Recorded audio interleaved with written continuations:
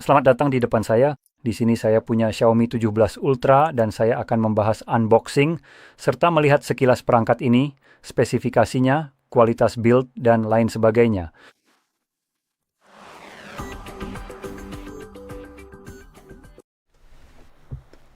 Oke, jadi mari kita langsung mulai sekarang. Dari segi kemasan, setidaknya ini terlihat seperti versi yang kurang premium dari Xiaomi bermerek Leica yang mereka miliki. Tapi sejauh yang saya lihat, pada dasarnya ini adalah ponsel yang sama.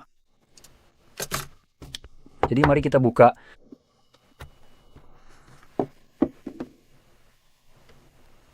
Sepertinya kamu bisa coba kurangi sedikit saja exposure-nya ya.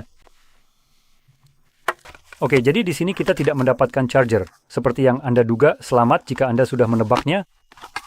Kita mendapatkan plastik. Oh, kancing-kancingnya longgar di sini. Saya akan membeli casing plastik keras dan kabel pengisi daya tipe A ke tipe C. Selain itu, ada beberapa petunjuk dan stiker peringkat energi. Mari kita kesampingkan saja hal itu. Tidak ada yang peduli dengan omong kosong ini. Dan kemudian kita hanya mendapatkan ponsel, benar-benar tidak ada yang lain.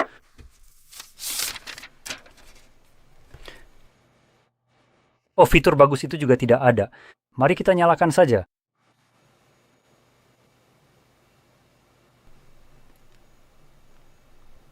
Ayo, nah berhasil. Jadi, mari kita mulai dengan layarnya dulu ya. 6,9 inci, bagus. Dengan resolusi 1200 x 2608 pixel, layar LTPO AMOLED, 68 miliar warna, refresh rate 120 Hz, touch sampling rate sekitar 2160 Hz, dukungan Dolby Vision untuk layar, HDR10+, dan tingkat kecerahan puncak hingga 3500 nits. Layar di sini juga memiliki rasio layar ke bodi sebesar 92,3% dan kerapatan pixel 416 pixel per inci. Dilapisi dengan Xiaomi Shield Glass 3, yang saya sendiri tidak tahu seberapa tahan kaca ini dan bagaimana perbandingannya. Itu adalah kedua kalinya saya melihatnya, tapi pertama kali saya melihatnya adalah hari ini, 10 menit yang lalu. Jadi pokoknya, kita mulai dari layarnya. Dan secara gamblang, untuk orang-orang yang tidak tahu apa yang baru saja saya katakan, dari segi layar, ini benar-benar bagus, bahkan salah satu yang terbaik, jadi itu luar biasa. Sekarang, jika kita membaliknya ke bagian belakang, kita punya setup kamera di sini dan tampilannya hampir identik dengan perangkat lain yang nanti akan saya bahas. Jadi untuk kameranya kita punya 50 megapiksel dengan aperture 1,7, lensa wide 23 mm, lalu 2000 sampai 2200 megapiksel dengan aperture 2,2 hingga 3,0, periskop telefoto 75 sampai 100 mm dan kamera ultra wide 50 megapiksel dengan aperture 2,2, 14 mm, sudut ultra wide 115 derajat. Dan juga ternyata ada sensor kedalaman 3 di time of flight yang jujur saja saya sama sekali tidak tahu yang mana itu, mengingat saya hanya melihat ada 3 lubang di sini dan kita memang punya 3 kamera khusus, jadi ini hanya pilihan desain saja. Dengan kamera-kamera ini kamu bisa merekam video hingga 8K di 30 frame, 4K hingga 120 dan 1080p. Kamu bisa mendapatkan slow motion hingga 1920 frame per detik, yang cukup bagus. Lalu di bagian depan kita punya kamera selfie, yaitu 50 megapiksel dengan aperture 2,2, lensa lebar 20, 1 mm yang juga bisa merekam hingga 4K 60 frame. Cukup luar biasa. Sekarang kalau kita lihat desainnya di sini, salah satu hal yang langsung saya tidak suka adalah bagian belakangnya yang terbuat dari plastik. Sekarang mereka menyebutnya plastik yang diperkuat serat. Pada dasarnya itu tetap plastik.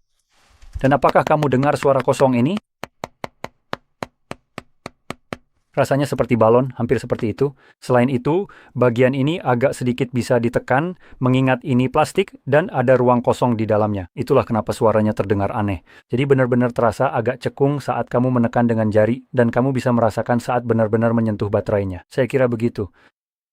Yang jelas, ini bukan pengalaman terbaik untuk harga segini. Sekarang, selain bagian belakang plastik, kamu juga punya opsi untuk versi Eco Leather, atau lebih tepatnya bagian belakang dari silikon polimer. Keduanya setara dan rangkanya sekarang menggunakan paduan aluminium. Perangkat ini juga memiliki sertifikasi IP68 dan IP69, tahan debu sepenuhnya dan tahan air terhadap semprotan air bertekanan tinggi, serta bisa direndam hingga 6 meter selama 30 menit. Itu cukup bagus, mengingat saya juga tidak yakin bagaimana mereka bisa mencapai itu dengan bagian belakang plastik. Lanjut ke kamera selfie, yang sepertinya belum saya sebutkan, kita punya 50 megapiksel. Oh tidak, saya sudah sebutkan tadi dengan 4K60. Jadi lanjut ke bagian dalam perangkat. Ponsel ini sendiri dibekali baterai besar 6000 mAh yang cukup bagus. Dan bisa diisi daya hingga 90 watt dengan kabel dan charger, serta hingga 50 watt secara nirkabel. Nah, masalah besar yang langsung terasa di ponsel ini adalah tidak adanya charger yang benar-benar absen dari dalam kotak. Dan kamu tahu apa? Ponsel ini sudah cukup mahal untuk membuat hal ini jadi tidak bisa diterima. Ini adalah ponsel candy bar biasa yang harganya 1.500 euro. Menurut saya ini izinkan saya memeriksa sebentar apakah ini adalah ponsel Xiaomi 17 Ultra yang terbaru. Jadi di toko resmi Xiaomi, ponsel ini dibanderol dengan harga jelas lebih terjangkau daripada pilihan lainnya, yang persis sama.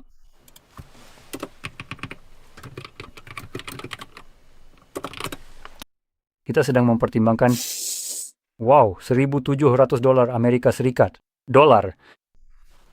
Wah, apakah PLN benar-benar jatuh dari tebing?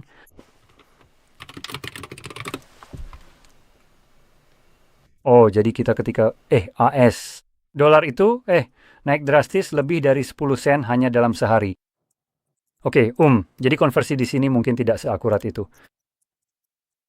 Pada dasarnya memang segitu harganya di tempat saya, jadi sekitar 6.500 PLN.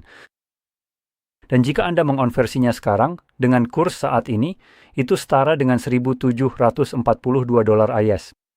Dolar.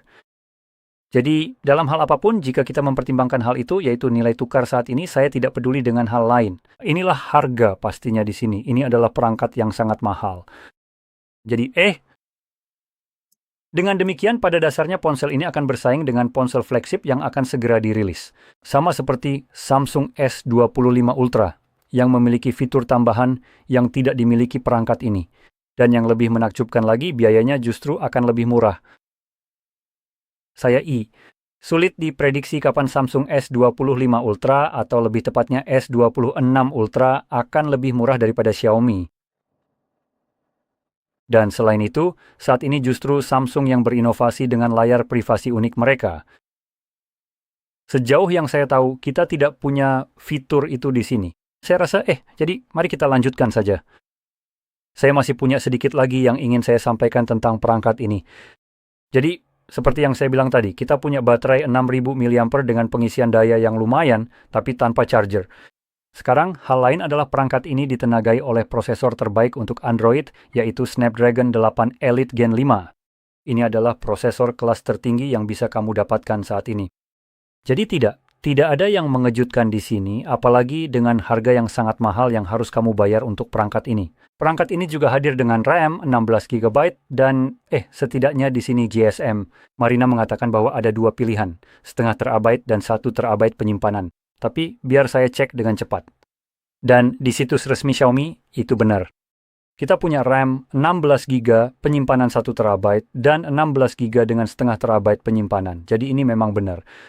Dan di kedua pilihan, mereka menggunakan tipe penyimpanan UFS 4.1, yang artinya menurut saya saat ini memang ada tipe penyimpanan yang lebih baik, yaitu UFS 4.1. Saya rasa itu versi Pro. Saya memang pernah melihatnya di suatu tempat di sebuah perangkat yang katanya memiliki ini. Jadi bagaimanapun juga, untuk harga segitu, kamu bahkan tidak mendapatkan tipe penyimpanan yang bisa dianggap sebagai yang terbaik di pasaran saat ini, yang menurut saya, untuk harga seperti ini, itu tidak bisa diterima. Selain itu, apakah ada hal lain lagi di sini yang sekiranya ingin saya bahas? Dari segi spesifikasi, saya rasa itu saja sebenarnya. Oke, jadi ngomong-ngomong soal itu. Dari segi desain, tampilannya seperti slab pada umumnya. Ada penanda volume berbentuk lingkaran kecil di sisi-sisinya di sini, bersama dengan tombol daya di bawah sensor sidik jari di bawah layar. Seperti yang kamu harapkan, antena kita juga terpasang dengan baik. Ada 2 di sisi kanan, 2 lagi di sisi kiri, 2 lagi di bagian atas, dan 2 lagi di bagian bawah. Jadi semua celah seperti ini pada dasarnya adalah tempat antena di bagian bawah. Di sini kita juga punya, saya akan berhenti sampai di sini dulu. Tempat untuk kartu SIM saja, tidak ada penyimpanan eksternal. Grill speaker dan port pengisian Type-C kita ada di sisi kiri. Benar-benar tidak ada apa-apa dalam hal I/O atau semacamnya. Kita hanya punya antena-antena itu dan di bagian atas bahkan tidak ada mikrofon peredam bising di sini. Jadi itu agak aneh dan menurut saya di sini juga selain tombol volume dan daya yang sudah saya sebutkan sebelumnya, ya itu saja. Jadi satu hal lagi di sini adalah branding. Jadi sekarang kami udah memegang Xiaomi dan kami juga punya, oh tapi lihatlah, ternyata di sini hanya tertulis kata Ultra saja. Hanya semacam itu. Izinkan saya untuk mencoba menerangi area tersebut agar menjadi sedikit lebih terang.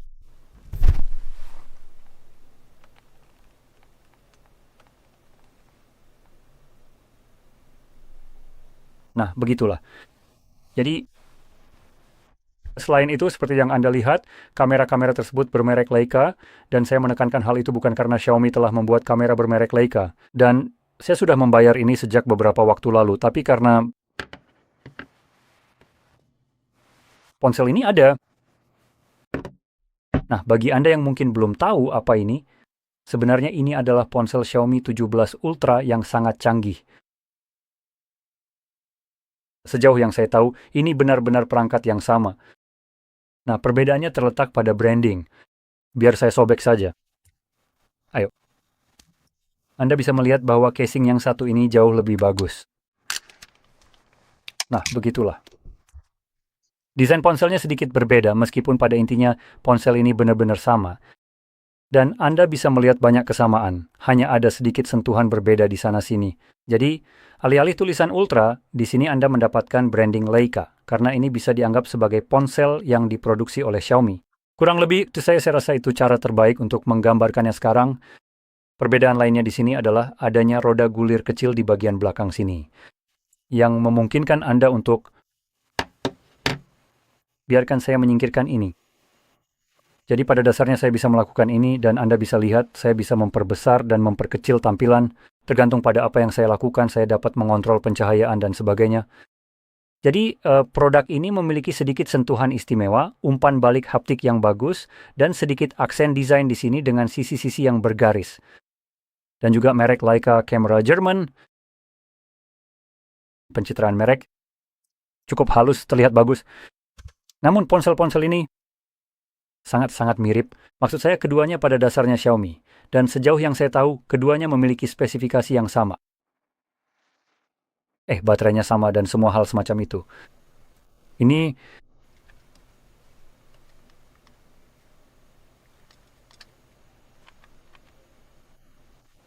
oke, sepertinya ada pergerakan yang cukup besar di sini. Jadi bagaimanapun juga, ini harganya $2.400 AS dolar. Ini sudah sangat mahal. Harganya berapa ya? $1.700. Pada dasarnya ini bahkan lebih banyak lagi. Ponsel ini konon harganya 2 kali lipat dari S26 Ultra yang akan segera dirilis. Dan seperti yang saya katakan, ponsel itu kemungkinan besar juga akan memiliki kamera yang layak, mungkin tidak sebagus ponsel yang ini. Namun ia juga memiliki hal-hal lain seperti beberapa hal. Akhirnya, ada semacam sentuhan khas dari Samsung dengan mempromosikan teknologi baru seperti layar privasi. Yang ini saya rasa tidak punya fitur itu, setidaknya saya tidak menemukan apapun seperti itu. Jadi intinya, ponsel-ponsel ini harganya sangat mahal sekali. Sampai ke titik yang benar-benar tidak masuk akal. Dan biasanya, saya merekomendasikan perangkat Xiaomi karena biasanya orang ingin membeli ponsel Samsung di sini. Ponsel Samsung biasanya memang yang paling mahal, tapi ya, memang zaman sekarang aneh sekali. Ketika Samsung bisa benar-benar berharga setengah dari harga ponsel ini di sini, yang merupakan kelas tertinggi. Jadi dengan itu, kita punya Samsung yang sebenarnya keluar dengan harga setengahnya. Dan dengan beberapa fitur inovatif baru, jika kita bandingkan secara langsung dengan Xiaomi, yang pada dasarnya menawarkan jenis ponsel yang hampir serupa dalam hal spesifikasi teknisnya. Sebagian besar produk tersebut hadir tanpa adanya terobosan teknologi yang benar-benar jelas atau inovatif, namun sayangnya justru dijual dengan harga yang terasa jauh lebih mahal bagi para konsumen saat ini. Dulu, saya sering merekomendasikan perangkat Xiaomi karena misalnya ada Poco F8 Ultra yang pada dasarnya itu adalah ponsel flagship yang harganya setengah dari harga ponsel flagship lainnya. Tapi rasanya Xiaomi mengambil ide itu dan pada dasarnya melakukan seperti bagaimana kalau kita ambil ponsel yang sama yang benar-benar kita jual seharga $500 dan benar-benar memberikan harga YOLO. Bagaimana kalau kita naikkan saja harganya jadi $1.500? Mari kita lihat berapa banyak orang bodoh yang akan membeli ponsel ini pada dasarnya kamu.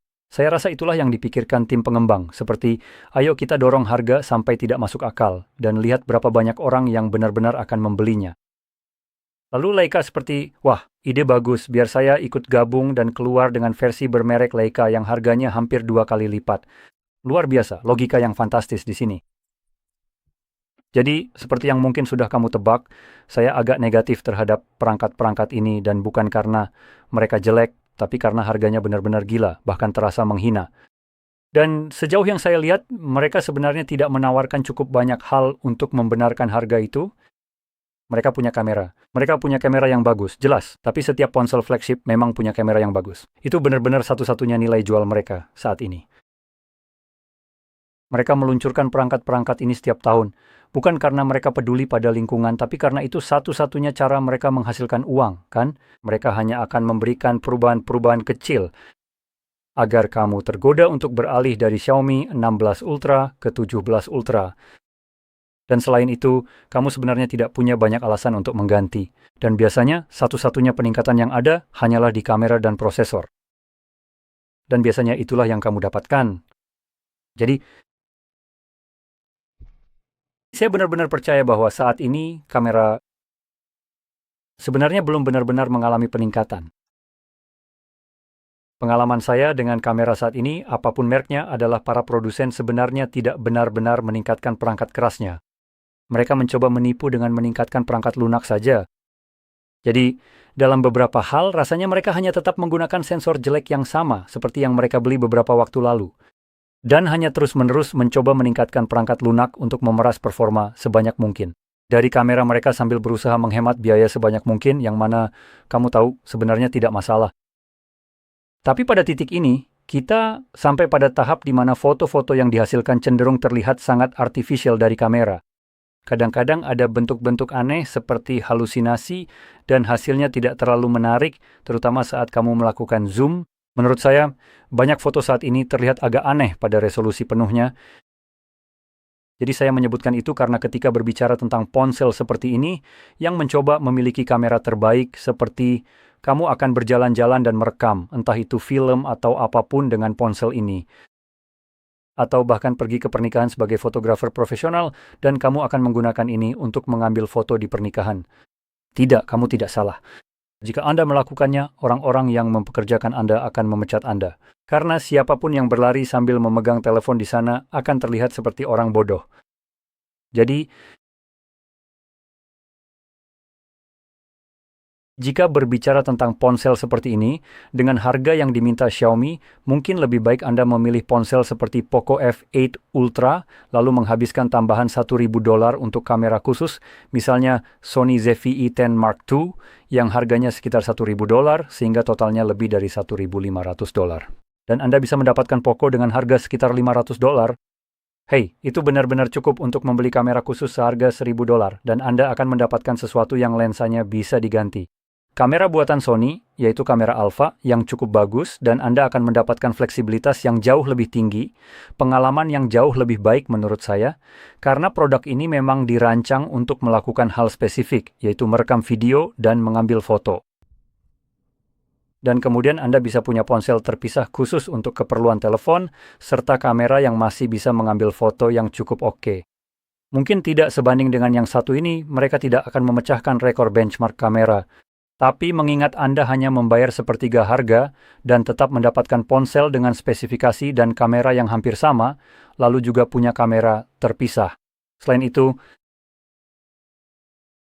Saya rasa Anda akan mendapatkan lebih banyak fleksibilitas dengan dua perangkat berbeda yang masing-masing unggul dalam fungsinya, daripada mencoba memiliki satu perangkat mahal yang berusaha melakukan dua tugas berbeda, dan pada salah satunya hasilnya jadi kurang maksimal.